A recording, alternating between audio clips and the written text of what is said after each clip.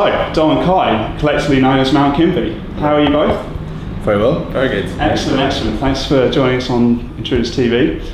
You've almost concluded a European tour with the XX. Is it your first big tour today? Well, this wasn't actually a tour with the XX. We've only played 4 shows with the XX, and that was sort of just maybe a couple of months ago. Right. But we just got off tour in America for 10 days, and we've just kind of reached the halfway stage of a UK tour.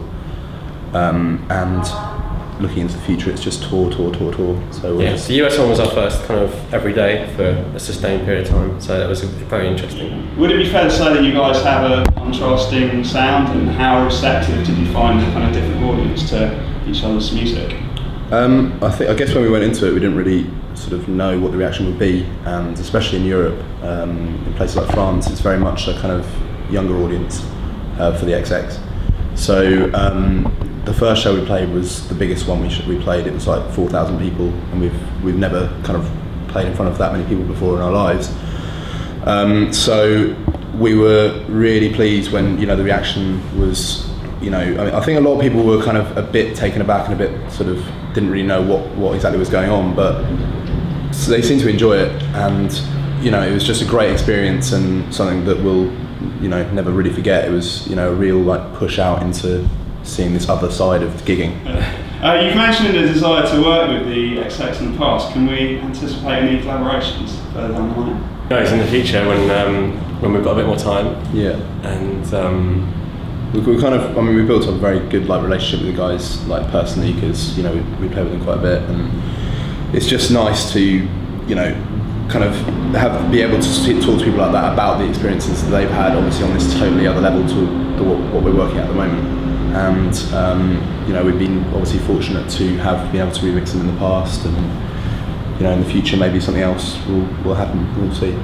Well, watch this space, everyone watching out there. But sticking with the live thing, how do you coordinate the live shows? It is. We've kind of had to work really hard on it because there are only 2 of us. So some of the things that we really want to achieve, we can't achieve. But it's we work around that. It's not really that much of a problem. It's very much a live show. We were very kind of strong-willed about that. We wanted it to be like that. And we've got various different pieces of hardware on stage. It's kind of 2 different kind of roles. Kai's kind of more on drum pads with drumsticks and guitar and some vocals, and I'm kind of on the electronic side of it. I guess it kind of it is very much like, we played in kind of band venues and things like that, so it kind of looks like a band. It is a band, but we've also played in clubs, and it kind of goes down slightly less well, but still we still have a great reaction there. It can definitely work. We need to, hopefully we do something which works in a lot of different environments, but because there's only 2 of us, there's a lot of kind of building songs live on stage, so we loop a lot of things. And you mentioned that the different venue has kind of an influence on the sound of a particular night. And would you prefer to play like a gig venue or a club? Or? I like playing both, all kinds of different things. It's one of the nicest things about our young careers is that we've been lucky enough to play in a lot of different kind of venues and with a lot of different people in like really different kind of circumstances all the time. From day to day, it's like very different. So. I wouldn't like to kind of just go down one road at the moment. Right. Sometimes the energy in club shows is really great, and you can't kind of beat that, but you can't really. There are times when you want to maybe go down live a road that you just can't do in a club when you're on for like an hour in between other DJs, and it's somewhat your responsibility to keep people dancing, that kind of thing. So there's some things that we can't do that maybe we would do in another situation, but that's fine. It's just a different kind of show. And when you're sitting down to write a track, have you got the live performance in mind, or do you write it and then adapt it for a live show? We don't really have it in mind when we write, which makes it kind of more difficult to actually convert it into a live format, but it's kind of fun. in that sense, we kind of sometimes disappoint by not playing certain songs that we physically can't play, which is like, we don't really care about that. Previously formed a trio with James Blake. Have you had to change your show a lot since you've just formed the duo? We had looked at it completely differently with three people. It was like more of a traditional band structure, I guess, in that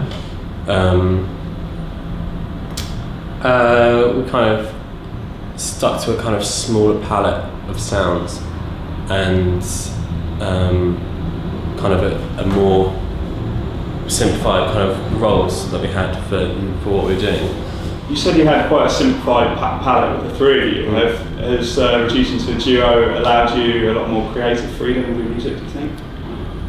I think we do work, perhaps, when we come to a song, there's no, trying to figure out a song live, there's no kind of, okay, so this is what we would normally do for like this sound, so we don't know where the sound's going to come from. It's not like, oh, that would naturally be Dom's role to do this bit or my role to do this bit. So every time it's like, okay, where do we even start? So it's led us a bit to being quite creative. It's forced us to be quite creative with some things. You've got a forthcoming EP, Blind Night Errand, out in November on Hotflush. Have you taken a different approach from that of Crooks Lovers with the release? I kind of went back to a load of our old songs that were at various different kind of hip hop tempos around in between kind of 95 and 115 BPM, and tried to rework them at 140 as a kind of like it was just like in recognition of that tempo and the influence that it's had on us. So this was just one of those that worked out quite well, and we both liked. So it's kind of been knocking around half finished for a little while, and I'm really glad that it's done, and I'm really glad that I managed to sample Harry Redknapp and use that in the beginning of it as well. And looking past the release, what can we expect to see from Mount Kimbie in 2011? On thousands of gig posters across the country. One of those bands that you just hate seeing the name of. Not at all. Welcome you with open arms. Well, in a year, I bet you won't be saying that. No, we're just meant to be playing a lot of gigs, and for me, hopefully a little bit of rest, and also the ability to go back into the studio and start doing what we started out this whole thing to do, which is to sit down and produce. And really, we don't know what that will be and what we're going to be doing, and it's quite nice not to know. So we'll see. We'll see what happens in the future, and it's exciting. What would you guys be doing if you weren't making music? Any ideas? I literally haven't got a clue. Apart from bigging up Harry Redknapp. I really don't know. I mean, we didn't really come out of anything. So I mean, we both studied. I dropped out of uni to follow the dream, chase the dream. So I don't know. Maybe I'd be back at uni. I was on a good course, but. But the short answer is born to make music, right? Yeah.